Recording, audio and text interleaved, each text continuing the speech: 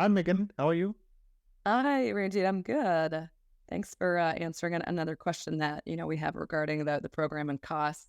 I was just going to see, could you provide a detailed breakdown of the costs associated with the Next League program, including program fees, USCIS fees, legal expenses, any other related costs? And additionally, how do these costs vary, and what should one consider when budgeting for the EB1A process and overall professional development?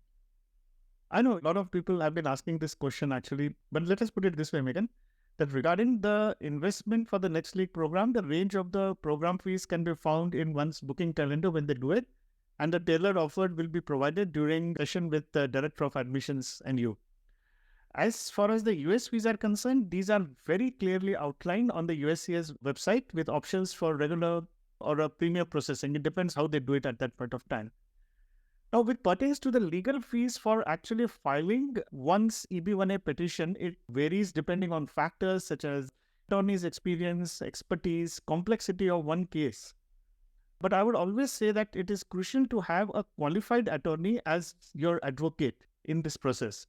Remember, the value a good advocate and a good attorney can bring often outweighs the cost. And this is actually generally true across all professions, even when you go to a doctor or even an architect and even a hairdresser.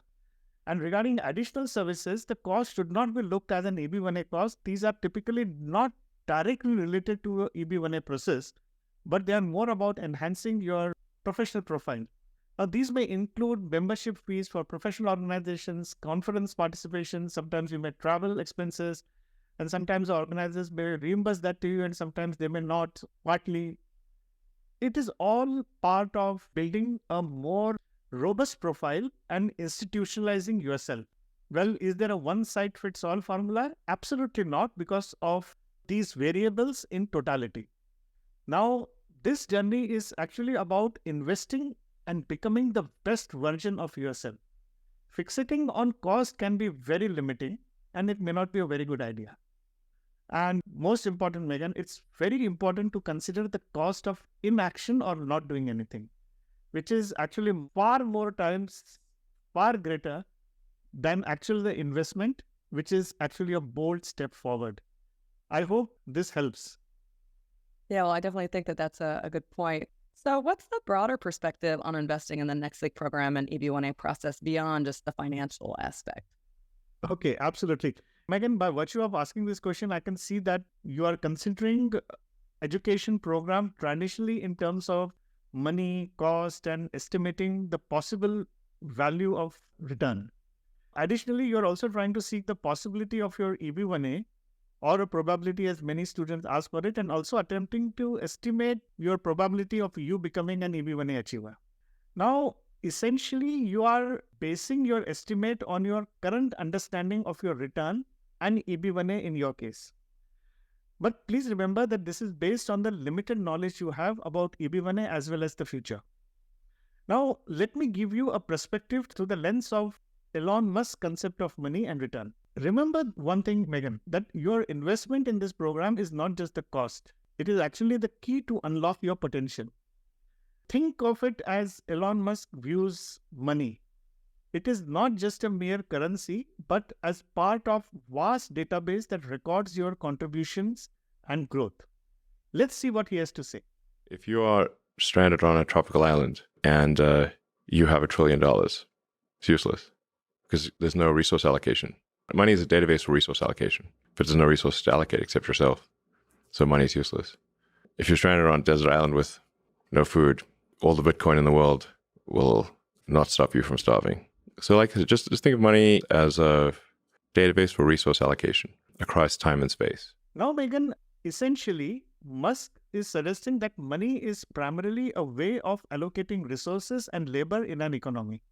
He views money not just as a physical cash or digital numbers in a bank account, but as a comprehensive database that keeps track of who has contributed what to society and who is entitled to receive certain benefits or goods in return. You need to view this in this particular manner. For example, the value of money itself, say for buying a Louis Vuitton bag for $15,000, is actually not the same as $15,000 spent in an education program, or let's say purchasing a software, which these two things give multifold return, or spending 15,000 on a vacation. They are all different, isn't it? Now, this is because the what gets recorded in each case in database from Elon's perspective is different.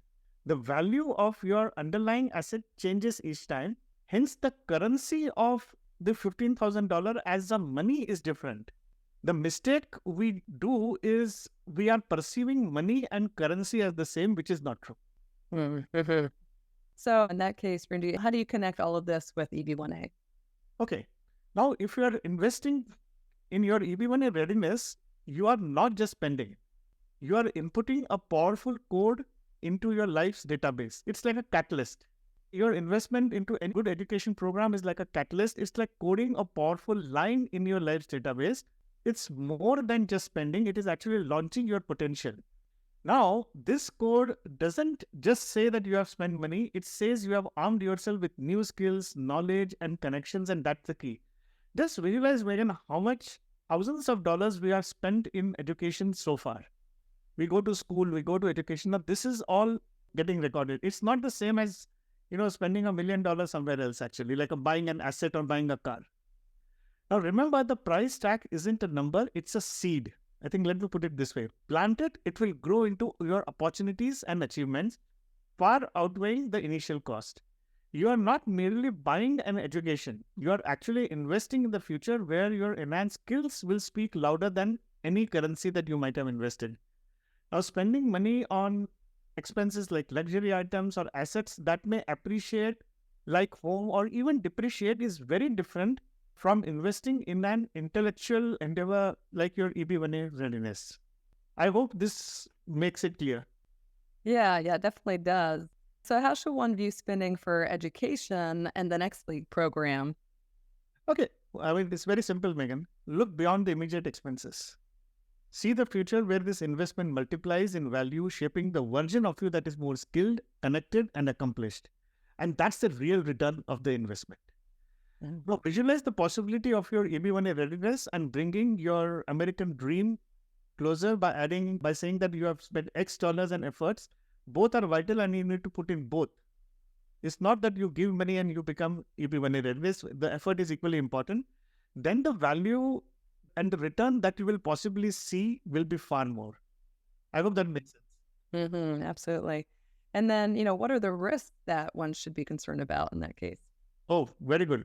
It is true. It's like being a very pragmatic actually here and very practical. While visualizing the possibilities this investment may enable is maybe very crucial from a motivation perspective, but we must balance that with transparency around in a risk. Now, individual outcomes following similar coaching vary widely. It means that two people given the same coaching, same information, the results may come because statistics show high EB1A approval rates. Around still 20 to 30% of the petitions will still face RFEs, noids, and rejections.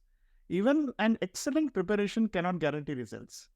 The challenges can be immense. Intense scrutiny of evidence, maintaining productivity, handling procedural complexities and timelines, and significant personal commitments during an already a taxing process. During this whole process, one is already going through a lot of stress. It's not easy feat even with an extensive support at times. As ambitious as the goal sounds, realistically, there may be contingency plans needed if obstacles arises or crucial pieces like, let's say, recommendation letters or citations fall short. While we will try to equip people with all tools and techniques to overcome that, we will try to train you for this particular purpose also. Now, this undertaking also requires individual accountability in applying all knowledge gained consistently with self-direction. Any new learning or a coach definitely opens doors that otherwise seem blocked. And our job is to kind of be that coach and be that navigator, actually. One wants to move from point A to point B. People know where they want to go, but they don't even know how to drive. They don't know the way, and they don't have a vehicle. Our job is to kind of give them vehicle, put them in a driver's seat and teach them how to drive. But we can only serve as a GPS in that case. But at the same time, they have to listen. If we say take a left turn and taking a U-turn may not be a very good idea. So they must walk through them via dedicated execution. Now, with all the upside potential comes very real variables, which is outside one's control also that one should be mindful of. I think the best way is keep your eyes wide open with a balanced hopes and pragmatic plan, which is the wisest way to step into the unknown future. Megan, the path won't be perfect or predictable, but we all know that progress rarely is. Great. And so, what would you say is your final take on this? Okay, so far you stand at this crossroad. Remember, it is actually not about you trying to make the right decision, which only future can decide. But it is actually about you learning to take a decision and making it right by virtue of your actions. And that's the best way I would say that. Because another aspect that one needs to look into is that this isn't merely a financial steps. It is actually an investment in your future self, a leap towards your American dream. Imagine the doors your AB1A readiness will open, the skills and connections that you will gain, and how they will multiply in value. This is just more than a cost. It is a blueprint for your success. Make the decision, and one should then make it a best one by virtue of their actions, as I said before. And remember, I think one of the key important things, if you don't take any action, nothing changes. Absolutely. It remains status quo is definitely going to remain. I hope this resonates with you. Yes, thank you. Thank you so much.